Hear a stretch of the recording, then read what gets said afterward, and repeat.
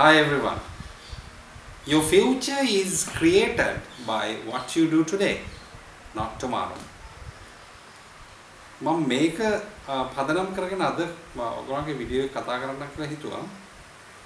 අපි ඉංග්‍රීසි ඉගෙන ගැනීමේදී ඉතාම වැදගත් වෙන කාරණා ටිකක්. මේක ඔයගොල්ලෝ හැමෝටම වැදගත් වෙයි. අපි විනාඩි කිහිපයක් කරන් ඒක බලමු. Why is English difficult for some of us? සමහර අය ඉංග්‍රීසි අමාරුයි කියන්නේ. ඔබ ඇහුවොත් 10 දෙනෙක්ගෙන් කීප දෙනෙක්ම කියනවා ඉංග්‍රීසි අමාරුයි කියලා. අපි බලමු අද ඇයි එහෙම අමාරුයි කියන්නේ ඒවට විසඳුම් මොනවද අපිට ගන්න පුළුවන් ක්‍රියාමාර්ග කියලා බලමු. I need to speak English in quick time. සමහර කෙනෙක් මට ඉංග්‍රීසි ඉක්මනින් කතා කරන්න ඕන. එහෙනම් මොනවද ඔයා කරන්න ඕන? අපි ඒ ගැන කතා කරමු. I understand English but I find it hard to talk. මේකත් බොහෝ දෙනා කියන දෙයක්. මට ඉංග්‍රීසි තේරෙනවා. හැබැයි මට කතා කරන්න තමයි අමාරු. I can't reply quickly. I am slow to speak. තවත් සමහර අය කියනවා මට ඉක්මනින් කතා කරන්න බෑනේ. මම සමහරවල් ප්‍රශ්නයක් අහලා මට උත්තරي මතක් වෙන්නේ ගෙදර ගියාට පස්සේ. මේකත් ගොඩක් දෙනා කියන එක. උත්තර දෙන්න පහක් වෙනවා. How can we learn English with ease? කොහොමද අපි ලේසියෙන් ඉංග්‍රීසි ඉගෙන ගන්න පුළුවන්? මෙන්න මේකට මේ සියලු කාරණා වලට පිළිතුරු ඔබට මම හොයලා දෙන්න බලාපොරොත්තු වෙන අද වීඩියෝ එකේ. ඉංග්‍රීසි ඉගෙන ගන්නකොට ඉංග්‍රීසි හෝ ඕනෑම දෙයක් අපි ඉගෙන ගන්නකොට ඔයගොල්ලෝ හැමෝම දන්නවා අපි අපේ මොළය තමයි වැදගත් වෙන්නේ. අපි කියන brain base තමයි අපි වැඩ කරන්නේ හැම කෙනාම. ඒතකොට මොළය මම මොළය ගැන දීර්ඝ වශයෙන් කතා නොකලත් මොළයේ පැති දෙකක් තියෙනවා. වම සහ දකුණ කියලා. ඒකට මේ වම් පැත්ත තමයි භාෂාව සඳහා අපිට වැදගත් වෙන්නේ. ඒකට සාමාන්‍යයෙන් හැම කෙනාම වගේ දන්නවා මොළය ඊටාම සංකීර්ණ දෙයක්. නියුරෝන් සයිල බිලියන ගානකින් හැදිච්ච. ඉතින් අපිට මේ ගැන අවබෝධයක් තියෙන එකත් ඊටාම වැදගත් වෙනවා. අපි මේ ගැන කතා කරද්දී මම කැමති කුඩා දරුවෙක්ව උදාහරණයක් ගන්න.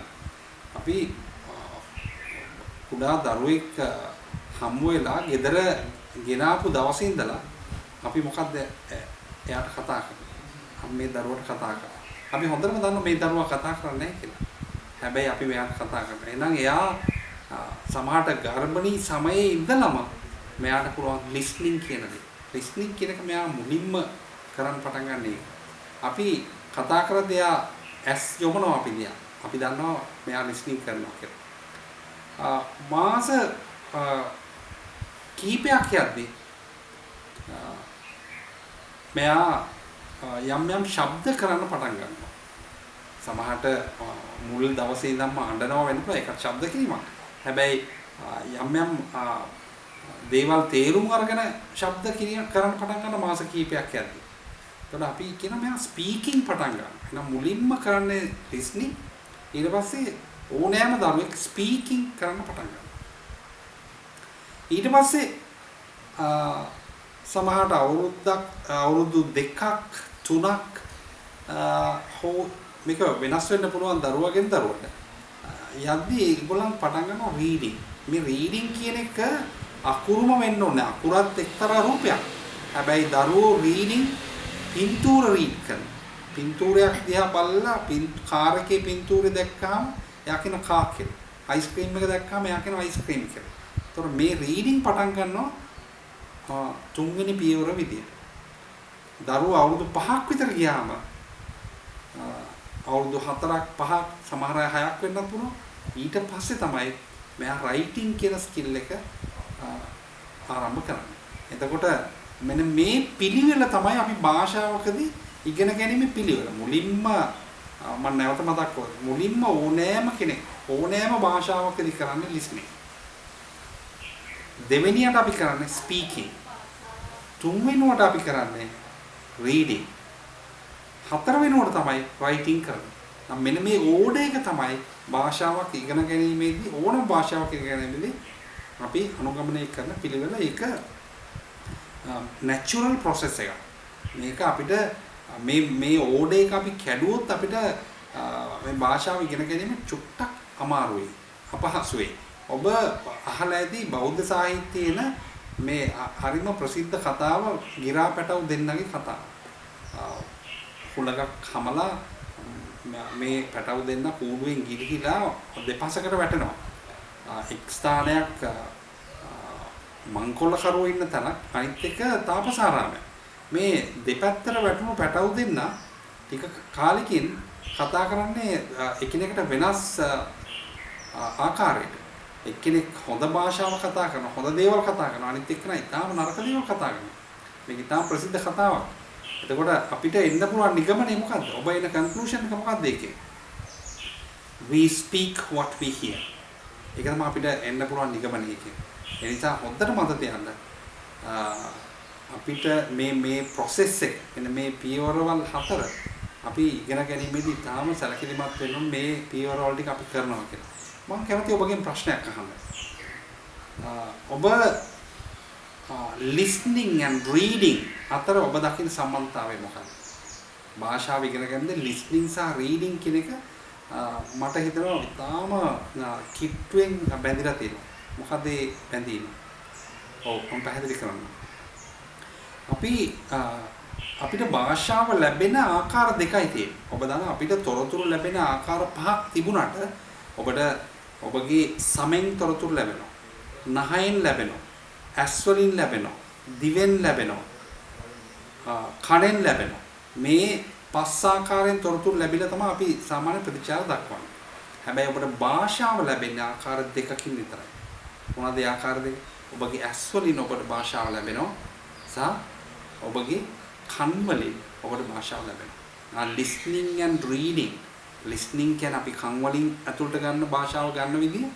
reading ඔබ ඇස් දෙකෙන් භාෂාව අතුලට ගන්න. ඔය දෙකෙන් විතරයි ඔබ භාෂාව ඔබගේ මොලේට ලබා දෙන්නේ. input කන්නේ ඔය විදිහට විතරයි. ඊළඟට speaking, writing, speaking කියන එකේදී ඔයා භාෂාව එළියට දාන්න. writing කියන එකේදී භාෂාව ඔබ කඩදාසියකට දාන්න නැත්නම් ඒකත් output එකක්. එහෙනම් speaking, writing output, listening, reading input. දැන් අපි output එකක් කරන්න අපිට මොනවද තියෙන්න ඕනේ? දැන් ඔබ දන්නා factory එක මොනවා හරි භාණ්ඩයක් නිෂ්පාදනය කරලා එළියට එන්න අපිට අමුතුම විධාන වෙනවා. සීනි කර්මාන්තශාලාවක උග්ගස්සෝ බීට් හරි මොනවා හරි ඒට අවශ්‍ය raw material එක දාන්න නැතුව අර product එක ගන්න බෑ එළියට. ඒ වගේ ඔයාලට language produce කරන්න speaking, writing කියන production එක ඔයා කරන්න නම් ඔයාලට input තියෙනවා. ඔබ ඔබකින් අහලා බලන්න ඔබ කොච්චර inputs ගන්නවද කියලා. ඔබ කොච්චර listening දවසකට කරනවද? ඔබ කොපමණ reading දිනකට කරනවද? මේ inputs නැතුව කොහෙන්ද language output වෙන්නේ? කොහොමද language output වෙන්නේ? කොයි තියෙන language එකක්ද එළියට එන්නේ? එනිසා මේක ඉතාම වැදගත්. ඔබගේ බොහෝ ගැටලු වලට උත්තරයක් ලැබෙයි මම මේ කියන එකෙන්. නිසා ඔබගෙන් අහන්න ඕනේ මම කොච්චර listening reading කරනවද? listening reading මත තමයි ඔබගේ speaking writing රඳා පවතින්නේ. එනිසා මේක ඉතාම වැදගත්. මම හිතනවා සියලුම දරුවෝ සියලුම all sorts of learners that we have as our viewers, I suggest you to do a lot of reading, lot of listening every day. Then you will find it very easy to speak and write English fluently. We call fluent when we can do these 4 things competently. Listening, when you are competent in listening, you can listen to somebody and understand what his message is, what he says, what he or she says. When you speak, if you can say something so that anybody could understand your message, you are fluent in speaking. You can read something and understand, then you are fluent in reading. You can write for somebody to understand a message, you are fluent in writing. When these 4 skills are there for you, handling it fluently, we call you fluent in that particular language. I'm sure you all are fluent in Sinhalese or maybe Tamil. If you are a person handling that language.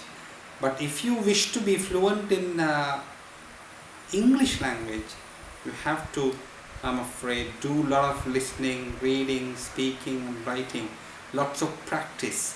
This will give you ample exposure to language and then thereby using the language fluently. Right.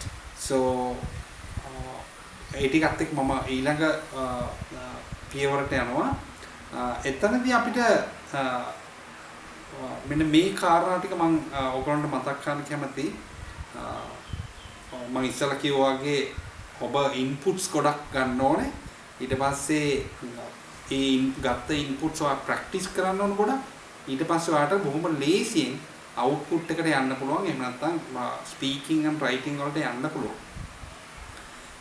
අනිත් එක තමයි මේ භාෂාව ඉගෙන ගැනීම සම්බන්ධයෙන් අපි කියන පොඩි පැෂන් එකක් තියෙනවා. ඒකට පොඩි කැමැත්තක් ආශාවක් තියෙන්න ඕනේ.